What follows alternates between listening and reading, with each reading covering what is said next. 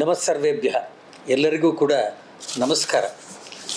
ವೇದಿಕೆಯ ಮೇಲೆ ಆಸೀನರಾಗಿರ್ತಕ್ಕಂಥ ಸನ್ಮಾನ್ಯ ಸಂಸದರಾದಂತಹ ಗೋವಿಂದ ಕಾರಜೋಳ ಅವರೇ ಮತ್ತು ಸಭೆಯಲ್ಲಿರ್ತಕ್ಕಂಥ ಎಲ್ಲ ಸಭಾಸದರೇ, ಮಿಥಿಕ್ ಸೊಸೈಟಿಯಲ್ಲಿ ಕಳೆದ 114 ವರ್ಷದಿಂದ ಒಂದು ಪರಂಪರೆ ಇದೆ. ಆ ಪರಂಪರೆ ಅಂದರೆ ವಿಶೇಷವಾಗಿರ್ತಕ್ಕಂತಹ ವಿಚಾರ ಸಂಕಿರಣಗಳು ಮತ್ತು ವಿಶೇಷ ಉಪನ್ಯಾಸಗಳ ಅಲ್ಲದಿರ ನಮ್ಮದು 25 ದತ್ತಿ ಉಪನ್ಯಾಸಗಳಿದೆ. ಆಗಿ ಹೋದಂಥ ಮಹನೀಯರುಗಳು ಯಾರಿದ್ದಾರೆ ಅವರ ಹೆಸರಿನಲ್ಲಿ ಇಟ್ಟಿರ್ತಕ್ಕಂಥ ದತ್ತಿ ಉಪನ್ಯಾಸ ಇದೆ. ಪ್ರತಿ ತಿಂಗಳು ಸುಮಾರು 2 ಅಥವಾ 3 ದತ್ತಿ ಉಪನ್ಯಾಸಗಳನ್ನು ನಾವು ಮಾಡ್ತೀವಿ. ಅದಕ್ಕೆ ಅವ್ರು ಯಾವ ವಿಶೇಷ ವಿಷಯ ಇರುತ್ತೆ ಆ ವಿಷಯಕ್ಕೆ ಸಂಬಂಧಪಟ್ಟಂತಹ ವ್ಯಕ್ತಿಗಳನ್ನು, ತಜ್ಞರನ್ನು ಕರೆದು ನಾವು ಅದನ್ನು ಮಾಡುವಂಥದ್ದು. ಮತ್ತು ಅನೇಕ ಬಾರಿ ಆ ರೀತಿ ಅವರು ಕೊಟ್ಟಿರ್ತಕ್ಕಂತಹ ವಿಶೇಷ ಉಪನ್ಯಾಸಗಳೇನಿರುತ್ತೆ ಅದನ್ನು ಕಳೆದ 114 ವರ್ಷದಿಂದ ಒಮ್ಮೆಯೂ ನಿಲ್ಲದಿರ ಪ್ರಕಟ ಆಗ್ತಾ ಇರ್ತಕ್ಕಂಥ ನಮ್ಮ journal, quarterly journal of mythic society ಅಂತಕ್ಕಂಥ ತ್ರೈಮಾಸಿಕ ಪತ್ರಿಕೆ ಏನಿದೆ ಅದು ರಾಷ್ಟ್ರ ಮತ್ತು ಅಂತಾರಾಷ್ಟ್ರೀಯ ಮಟ್ಟದಲ್ಲಿ ಹೋಗುತ್ತೆ. ಅದರಲ್ಲೂ ಕೂಡ ಆ ಲೇಖನಗಳನ್ನು ನಾವು ಪ್ರಕಟ ಮಾಡ್ತೀವಿ. ಇವತ್ತು ಇರ್ತಕ್ಕಂಥ ದತ್ತಿ ತಲಕಾಡು ಆರ್ ರಂಗೇಗೌಡ, ದಲಿತ ಗುರು ತಲಕಾಡು ಆರ್ ರಂಗೇಗೌಡ ಅವರ ಹೆಸರಿನಲ್ಲಿ ಇರ್ತಕ್ಕಂಥ ದತ್ತಿ. ಈ ದತ್ತಿನ ಇಟ್ಟಂಥವರು ನಮ್ಮ ರಂಗೇಗೌಡರ ಸುಪುತ್ರರಾದಂತಹ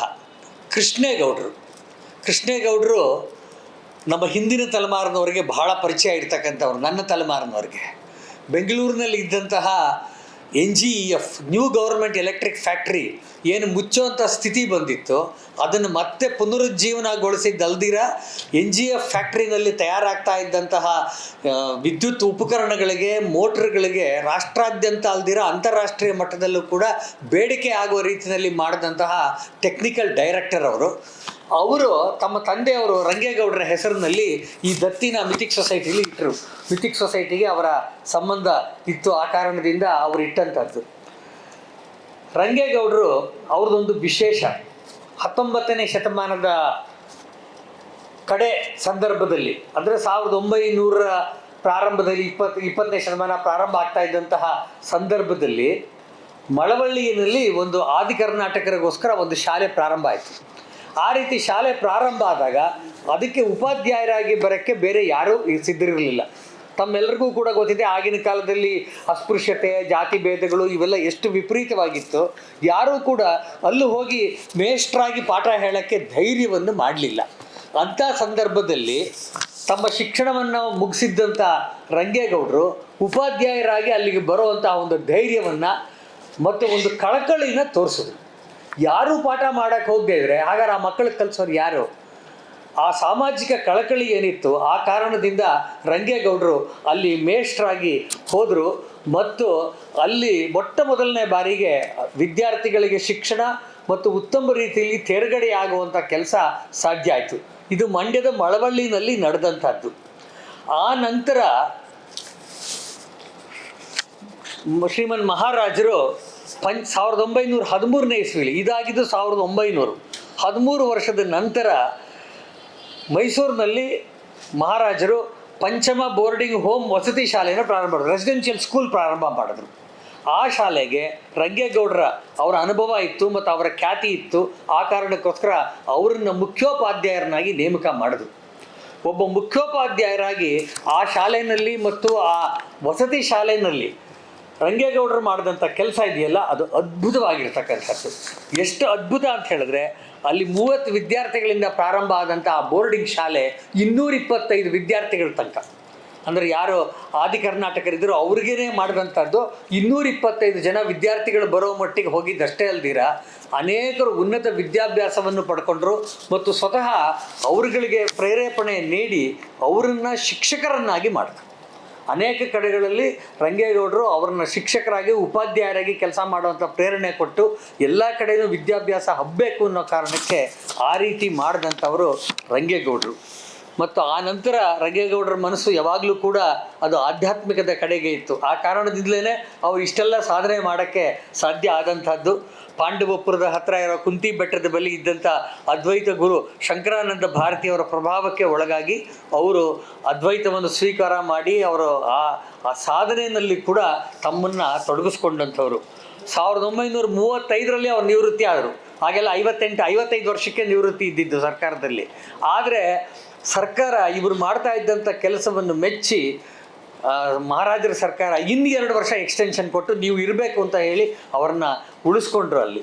ಹೀಗೆ ಅತ್ಯಂತ ಜನಪ್ರಿಯರಾಗಿದ್ದಂಥ ತಲಕಾಡು ರಂಗೇಗೌಡರು, ಅವ್ರ ಊರು ತಲಕಾಡು, ಹಾಗಾಗಿ ಅವರಿಗೆ ತಲಕಾಡು ರಂಗೇಗೌಡರು ಅಂತ ಹೆಸರು.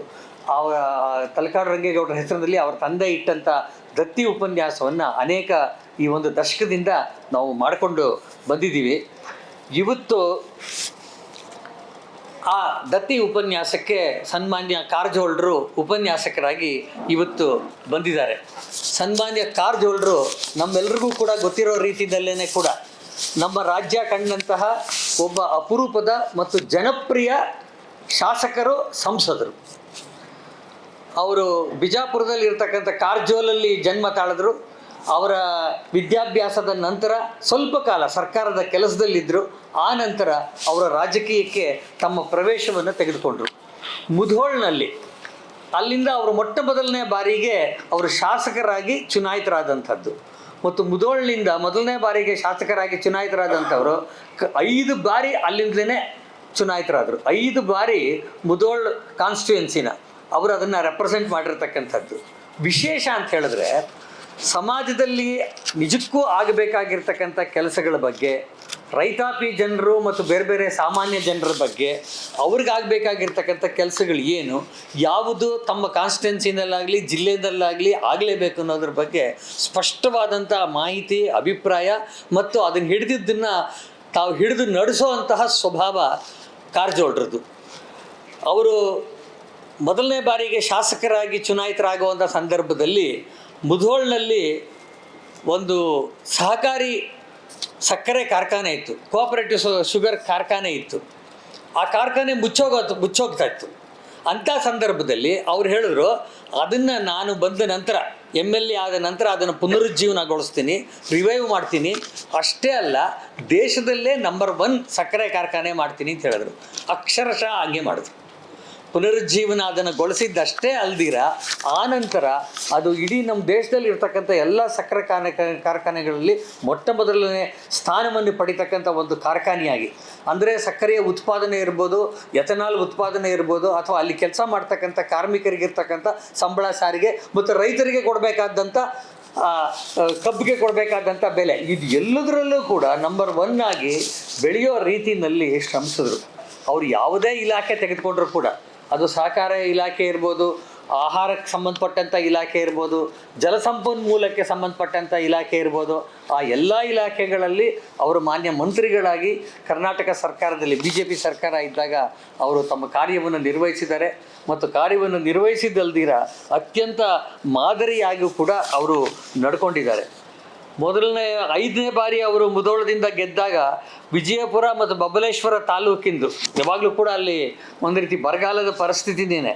ಅವ್ರು ಕೇಳಿದಂಥ ರೇವಣಸಿದ್ದೇಶ್ವರ ಏತ ನೀರಾವರಿ ಯೋಜನೆಗೆ ತಜ್ಞರು ಅದರ ವಿರುದ್ಧ ಇದ್ದರು, ಅನೇಕ ಬಾರಿ ಅದಕ್ಕೆ ಅನುಮತಿ ಸಿಗದಂಗೆ ನೋಡ್ಕೊಳ್ತಾ ಇದ್ರು. ಅಂಥ ಸಂದರ್ಭದಲ್ಲೂ ಕೂಡ ಸಂಪುಟದಲ್ಲಿ ತಮ್ಮ ಸಂಪೂರ್ಣ ಒತ್ತಡವನ್ನು ಹಾಕಿ ಅಲ್ಲಿ ಮಾಡಿದ್ರು. ಇವತ್ತು ಆ ಎಲ್ಲ ಜಾಗವೂ ಕೂಡ ನಳನಳಿಸ್ತಾ ಇರ್ತಕ್ಕಂಥ ಸಂಗತಿನ ನಾವು ನೋಡ್ತೀವಿ. ಇತ್ತೀಚೆಗೆ ಸಂಸದರಾಗೂ ಕೂಡ ದೂರದ ಚಿತ್ರದುರ್ಗದಿಂದಲೂ ಕೂಡ ಅತ್ಯಂತ ಹೆಚ್ಚಿನ ಬಹುಮತದಿಂದ ಸಂಸದರಾಗಿ ಅವರು ಆಯ್ಕೆ ಆದಂಥದ್ದು ಅವರ ಜನಪ್ರಿಯತೆಯನ್ನು ನಮಗೆ ತಂದುಕೊಡುತ್ತೆ. ಇವತ್ತು ಅವರು ನಮ್ಮ ತಲಕಾಡು ರಂಗೇಗೌಡರ ದತ್ತಿ ಉಪನ್ಯಾಸವನ್ನು ನೀಡೋಕ್ಕೆ ಇವತ್ತು ಬಂದಿದ್ದಾರೆ. ಇವತ್ತಿನ ವಿಷಯ ತಮಗೂ ಗೊತ್ತಾಗಿದೆ. ಕಾಕಾ ಕಾರ್ನೀಸರ, ಪದ್ಮಶ್ರೀ ಕಾಕಾ ಕಾರ್ನೀಸರ ಜೀವನ ಮತ್ತು ದೃಷ್ಟಿ 19ನೇ ಶತಮಾನದ ಕಡೆಯಲ್ಲಿ ಮತ್ತು 20ನೇ ಶತಮಾನದ ಪ್ರಾರಂಭದ ಸಂದರ್ಭದಲ್ಲಿ ಇಡೀ ನಮ್ಮ ಕರ್ನಾಟಕದಲ್ಲೂ ಕೂಡ, ದೇಶಾದ್ಯಂತ ನಡೆದ ಹಾಗೇನೆ ಕರ್ನಾಟಕದಲ್ಲೂ ಕೂಡ ಯಾರು SC ST ಅವರಿದ್ದರು, ಹರಿಜನರಿದ್ದರು, ಅವರ ದೃಷ್ಟಿಯಿಂದ, ಅವರ ಕ್ಷೇಮದ ದೃಷ್ಟಿಯಿಂದ, ಅವರಿಗೆ ಅನುಕೂಲ ಮಾಡೋ ದೃಷ್ಟಿಯಿಂದ ಅನೇಕ ರೀತಿಯ ಕೆಲಸ ಕಾರ್ಯಗಳನ್ನು ಹಮ್ಮಿಕೊಂಡ್ರು. ಹರಿಜನೋದ್ಧಾರ ಈ ಸಂಗತಿಯ ಬಗ್ಗೆ ಮಹಾತ್ಮ ಗಾಂಧಿಯವರ ಒಂದು ಆಶಯನೂ ಕೂಡ ಆ ರೀತಿಯೇ ಇತ್ತು. ಮತ್ತು ಮಿಥಿಕ್ ಸೊಸೈಟಿನಲ್ಲಿ ತಲಕಾಡು ರಂಗೇಗೌಡರದ್ದು ಮಾಡೋದ್ರಲ್ಲಿ ಇನ್ನೊಂದು ವಿಶೇಷ ಕೂಡ ತಮ್ಮ ಗಮನಕ್ಕೆ ನಾನು ತಗೊಂಡು ಬರ್ತಾ ಇದ್ದೀನಿ.